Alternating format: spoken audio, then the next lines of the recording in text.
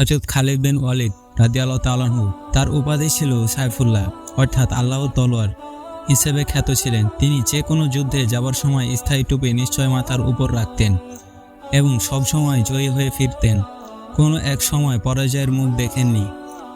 একবার ইয়ারমুকের যুদ্ধে যখন যুদ্ধের ময়দান উত্তপ্ত হয়ে উঠেছিল তখন তার টুপিটা কোথায় হারিয়ে গিয়েছিল।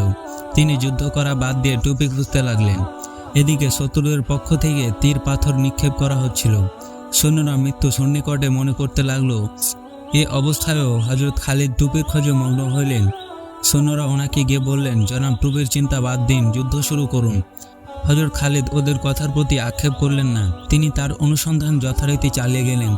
শেষ পর্যন্ত টুপি পাওয়া গেল। তিনি খুবই আনন্দিত হয়ে সবাইকে তার টুপি প্রাপ্তির কথা জানালেন এবং বললেন, প্রিয় ভাইয়েরা, এই টুপি আমার এত প্রিয় কেন জানেন? আমি আজ পর্যন্ত যত যুদ্ধে জয়ী হয়েছি